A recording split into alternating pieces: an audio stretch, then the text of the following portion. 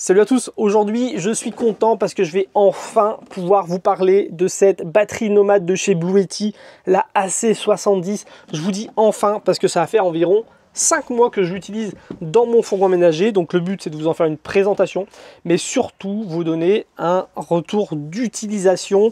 Moi les batteries nomades c'est quelque chose que je connais bien, je vis en fourgon depuis 5 ans. Donc c'est mon quotidien, c'est ce qui me permet en fin de compte d'être autonome en électricité. J'ai eu l'occasion de tester pas mal de marques parce que à la base moi j'avais acheté une Goal Zero, je l'utilisais pendant longtemps, j'en ai même fait une vidéo sur une autre chaîne YouTube et depuis je suis très régulièrement contacté par la plupart des marques de batteries. Donc j'ai eu l'occasion de tester du Bluetti, du Jackery, du Anker, du EcoFlow, vraiment un petit peu de tout et j'en suis vraiment content. Pour moi Bluetti c'est l'une des meilleures marques en ce moment si c'est un sujet qui vous intéresse. Premièrement parce qu'ils font du matériel de qualité, ils ont un bon rapport qualité-prix. Il existe des marques qui vendent moins cher, mais faites attention, je vais vous montrer un petit peu dans cette vidéo, je ferai un petit comparatif avec une batterie de chez All Power par exemple, qui est beaucoup plus puissante, mais aussi beaucoup moins chère. Mais voilà, il y a des ports USB qui ne marchent déjà plus, elle fait beaucoup de bruit, tout ne marche pas. Enfin, il y a certaines marques, ils conçoivent des produits moins chers, mais qui n'ont pas du tout été pensés pour le camping, pour la vie nomade, pour ce genre d'utilisation. Ça se voit que les ingénieurs, ils n'ont jamais passé une nuit dans un fourgon aménagé. Ils utilisent vraiment des bons matériaux, hein. Ici, on est équipé des dernières et meilleures générations de batteries. Après 3000 cycles de charge et décharge, on a encore 80% de la batterie qui est utilisable. C'est garanti 5 ans. Si tu veux t'équiper chez Bluetti, j'ai un code promo pour toi. Je te mets toutes les informations en description de la vidéo. Tu retrouveras le code promo qui marche sur la boutique Bluetti France. Donc voilà, Bluetti, première raison, un excellent rapport qualité-prix, ils font vraiment de la qualité. Deuxième raison, c'est qu'ils ont un gros écosystème aujourd'hui. Ils font des batteries comme ça de plusieurs tailles différentes. Ils vont faire aussi des batteries auxiliaires qui vont permettre de rajouter de l'autonomie à sa batterie. Il y a des panneaux solaires, il y a vraiment tout ce qu'il faut chez Bluetti et ça c'est génial. Et puis surtout, c'est vraiment bien pensé. Ça c'est une batterie qui fait pas beaucoup de bruit, avec des fonctions qui sont vraiment géniales quand on vit en fourgon. Et c'est de ça dont je voulais vous parler dans cette vidéo. Alors ce genre de batterie là, c'est des batteries qui sont parfaites pour le camping, pour augmenter sa résilience à la maison, mais aussi pour la van life. Et moi c'est surtout comme ça que je l'ai testé. Alors on est sur le modèle AC70, donc on a une batterie avec une autonomie de 768 Wh. Donc c'est une bonne autonomie en fin de compte, c'est quelque chose d'assez polyvalent. Si vous cherchez une batterie pour le camping, c'est vraiment top. On va pouvoir par exemple le matin faire fonctionner une cafetière, faire fonctionner une petite bouilloire pour préparer le petit déjeuner. Tout au long de la journée, on va pouvoir faire fonctionner une petite glacière, un petit frigo 12 volts par exemple. On va pouvoir venir charger les téléphones, l'ordinateur, les tablettes, les lampes de poche. Et puis le soir, on va pouvoir éclairer un campement et peut-être même regarder un film. Donc pour le camping, sur 1 ou 2 jours, c'est vraiment parfait cette capacité là. Après quand on veut vivre en fourgon aménagé, on a l'avantage de bouger, donc la recharger en roulant, de la recharger peut-être avec un panneau solaire. Donc c'est vraiment top quand on est dans un esprit assez minimaliste comme nous en fin de compte. Nous on ne dépend pas que de l'électricité, on a aussi du gaz et en fin de compte on a un camion assez low-tech, donc on passe pas notre temps à utiliser l'électricité. Donc pour cet usage là c'est bien, sachant que chez Bluetti, ils ont plusieurs capacités de batterie. Vraiment, moi, j'en ai testé une aussi de 2000 qui était vraiment géniale avec une grosse autonomie. Mais ce que je trouve bien, c'est qu'ils font aussi des petits modules de batterie supplémentaires. Et ça peut faire un bon duo. Je sais qu'il y a la B80, il me semble, qui va offrir 800 Wh de capacité en plus. Donc, celle-ci plus la B80, on arrive à peu près à 1600 Wh de capacité. Ça fait une très grosse autonomie pour quelqu'un qui veut vivre à l'année en fourgon aménagé. Ça, c'est vraiment génial. Ou quelqu'un qui veut augmenter sa résilience à la maison. Et puis, sachant que si on utilise un module supplémentaire, ça nous laisse la possibilité de venir décharger ça du fourgon. Celle-ci, elle pèse 10 kg. Donc, elle a une poignée qui permet de la porter le long du corps, qui est vraiment bien pratique, ergonomique. Donc, c'est peut-être plus intéressant que d'avoir une grosse batterie qu'on ne pourrait pas déplacer parce qu'elle est très grosse. Avec celle-ci plus un module, ça nous permet d'avoir une grosse batterie dans le camion et une batterie nomade. Donc c'est pour ça que vraiment cette 768 Wh, je la trouve géniale pour ça. Et Bluetti avec leur écosystème, ça peut faire quelque chose de très intéressant.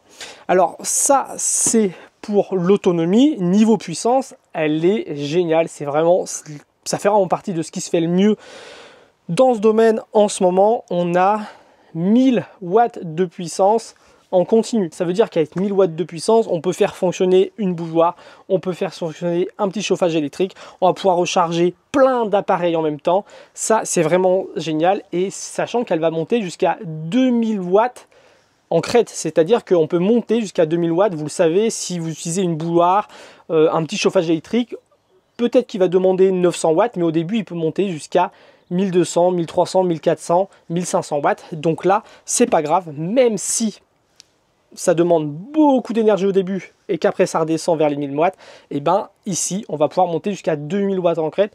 Donc ça en fait vraiment une batterie très puissante. Alors, petite démo pour la puissance avec une bouilloire qui est branchée comme on le voit ici. La batterie n'est pas raccordée et on va appuyer sur démarrer.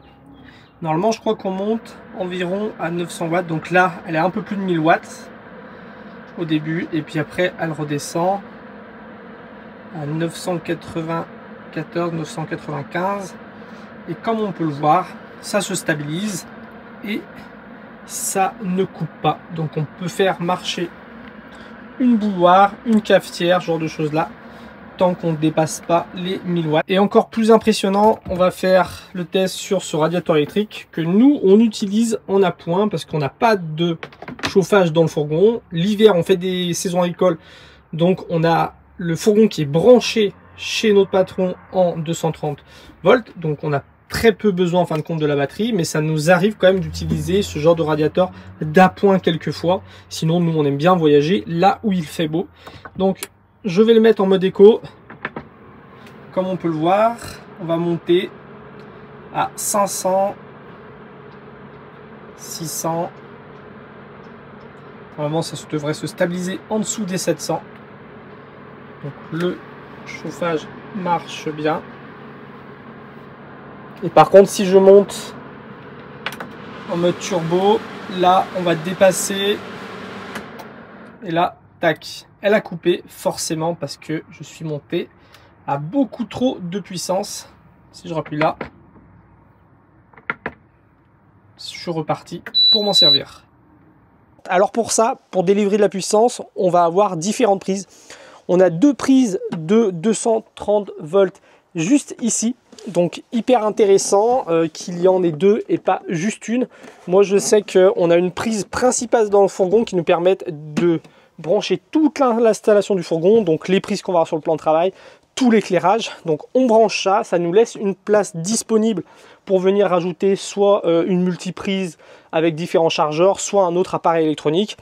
Devant ici, on va avoir 4 prises USB. Donc on a 2 prises USB-C avec 100 watts. Donc c'est parfait hein, pour faire recharger même un PC portable ou faire marcher certains appareils qui marchent en USB-C et qui demandent quand même d'avoir pas mal de puissance. Ça, c'est top. Et on va avoir 2 prises en USB-A 12 watts. Donc pour recharger tout ce qui est petit éclairage, petite lampe de poche, batterie externe, ce genre de choses là. C'est parfait. Et ici, on a l'indispensable pour le camping, prise allume-cigare 12 volts pour tout ce qui est petit électroménager de camping. C'est toujours bien de privilégier des 12 volts, ça permet de moins consommer de batterie en fin de compte. Donc ça c'est pour la puissance, on n'est vraiment pas en reste, on a vraiment de quoi brancher plusieurs appareils, même mettre une multiprise si besoin. Et juste ici un panneau avec plusieurs prises USB, c'est vraiment génial. On a un petit bouton ici qui permet d'allumer et d'éteindre la batterie. On a un écran LCD ici qui va venir afficher la capacité de la batterie, qui va venir aussi afficher les différents niveaux de puissance de sortie et d'entrée quand on la recharge. Donc ça c'est top. Et un petit détail très intéressant, c'est que quand on se sert de la batterie, on peut éteindre l'écran. Ça c'est très important, surtout quand on est en camping, en fourgon. Il y a des marques qui ne le font pas.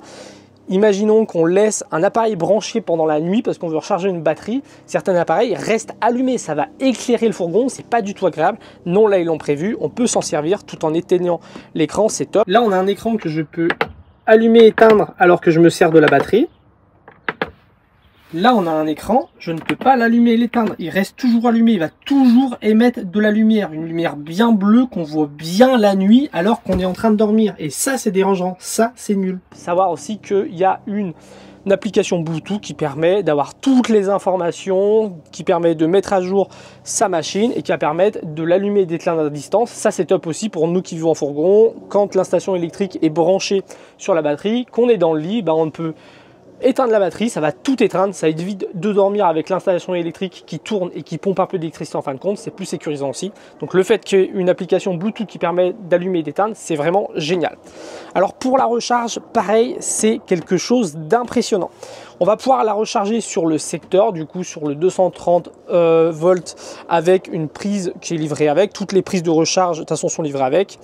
On va recharger jusqu'à à peu près 900 watts de puissance, donc c'est beaucoup. On va recharger cette batterie-là à 80% en 45 minutes. C'est énorme, ça c'est top parce que si on a prévu de partir en camping au dernier moment, voilà, pendant 1 heure, on va la recharger à 80-90% et puis après on peut la recharger le long du trajet sur la prise d'allume-cigare par exemple. Et puis pour nous qui vivons par exemple en fourgon, c'est vrai que des fois on se gare sur un parking, il y a une prise, on peut brancher le camion et on recharge la batterie en 1 heure, c'est presque plein, ça c'est top.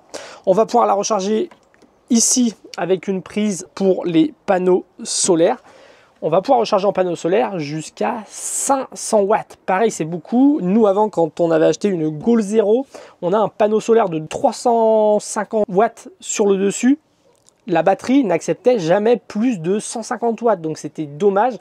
C'est très important de pouvoir recharger vite, surtout quand on cherche à être autonome parce que c'est bien d'avoir de la puissance, mais c'est bien de pouvoir la recharger assez rapidement. Donc là, avec notre panneau solaire de 350 watts, on envoie beaucoup de puissance d'un coup, sachant qu'on peut mettre panneau solaire plus la prise sur le côté qui permet de recharger sur le secteur et on peut comme ça monter jusqu'à 1000 watts de puissance. Donc pour la recharge, c'est vraiment un truc de dingue. Donc sur le secteur, sur le solaire et on peut la recharger aussi grâce à une prise 12 volts qui est vendue avec quand on roule, donc quand on est en road trip. Pour ça c'est top, c'est vraiment une batterie pour ça qui est géniale. Et c'est intéressant à souligner, c'est que cette batterie là, quand on la recharge avec le panneau solaire, elle va automatiquement se déclencher et s'éteindre, elle va se charger. Quand il n'y a plus de soleil, elle s'éteint. Ce n'est pas le cas par exemple de la All Power. C'est pour ça que je vous dis que c'est important de vérifier que les batteries soient quand même de bonne qualité. Il ne faut pas toujours chercher le moins cher. La All Power qu'on a par exemple, on la branche. Déjà, elle fait énormément de bruit quand elle se recharge. Et puis dès qu'elle arrive vers la fin, ça patine, ça claque, ça fait un bruit très très bizarre. C'est à nous de la débrancher. Elle va pas elle va pas arrêter de recharger toute seule.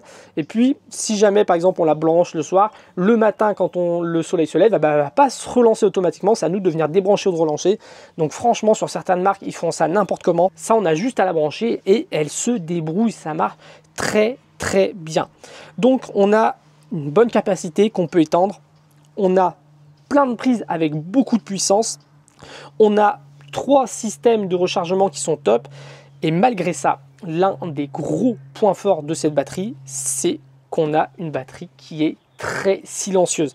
Alors, ce qui va faire du bruit dans une batterie, c'est la ventilation. Forcément, quand on va brancher quelque chose de très très puissant, ça va se mettre en route, la ventilation, ou quand on va recharger avec du 900 watts ou du 1000 watts ou du 500 watts, ça va se mettre en route. Forcément, il faut que ça ventile pour pas qu'on monte en température et que ça vienne griller ou même pouvoir prendre feu.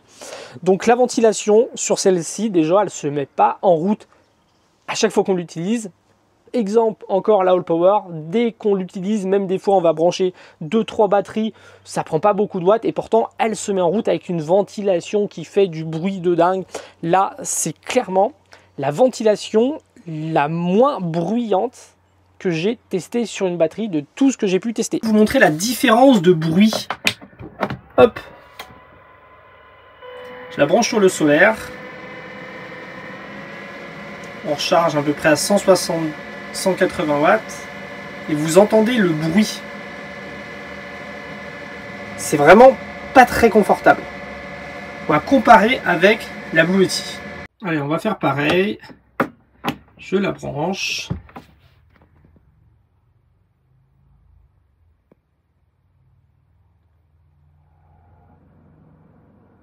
Ça vient de se mettre en route. Je suis à la même distance, on recharge à la même puissance, et là, on l'entend à peine. C'est vraiment impressionnant. Donc on a énormément de puissance à la recharge, on a énormément de puissance pour envoyer dans les appareils électriques, et pourtant on est sur l'une des batteries qui fait le moins de bruit. On a une grille ici pour envoyer l'air chaud vers l'extérieur. Et vraiment, pour ça, le fait qu'elle soit très peu bruyante, le fait qu'on puisse enlever l'écran LCD et la lumière, ça en fait une batterie très discrète dans le fourgon, et ça c'est vraiment génial. Donc je crois que j'ai fait le tour. On est sur une batterie avec une bonne ergonomie. Donc comme je l'ai dit, je fais un petit appuyant, je l'éteins, je fais un petit appuyant, je la rallume. Autre exemple sur la All Power, quand on veut l'allumer et l'éteindre, il faut faire un appui long, mais beaucoup trop long. C'est vraiment des petits détails, mais là, je fais un appui long, elle s'allume. Je vais pouvoir allumer, éteindre les différents modes. Et un petit appui long, elle sera éteinte. Ici, quand je veux la mettre en route, c'est beaucoup trop long au quotidien. Si je veux la rééteindre, voilà. Quand on vit en fourgon, on va être amené à l'allumer, l'éteindre, ce genre de choses-là. C'est beaucoup trop long, c'est pas du tout agréable. Ensuite, on va allumer le AC, on va allumer le DC. On voit qu'il y a une petite lumière verte qui s'affiche pour montrer que c'est bien allumé. Voilà.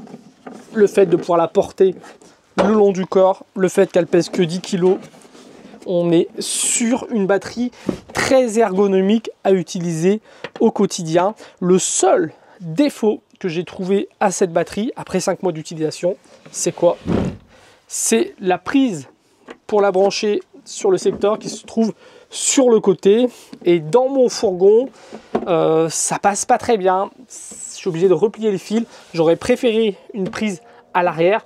Après, je sais pas si ça existe, ce genre de prise là coudée, mais il faut juste prévoir dans son fourgon ou dans son petit setup de camping de la place pour cette prise là. C'est vraiment le seul défaut que je lui ai trouvé. On pourrait vouloir une batterie avec plus de stockage, ça existe. Je vous mets toutes les informations en description. D'ailleurs, si vous êtes intéressé par cette batterie ou une autre de chez Bluetooth, je vous l'ai dit, vous avez un code promo, je vous mets toutes les informations en description. Donc voilà, pour cette présentation, mon retour d'utilisation, Blue Yeti, une marque que je connaissais déjà. J'ai testé une grosse batterie, je vous mettrai une vidéo pour aller voir cette grosse batterie que là j'utilisais à l'époque où je m'amusais à plusieurs semaines par an vivre dans une grande tente. J'avais tout un système avec batterie, panneaux solaires, je vous laisse aller voir ça. Et puis sinon, je vous dis à très bientôt pour la prochaine vidéo. Salut!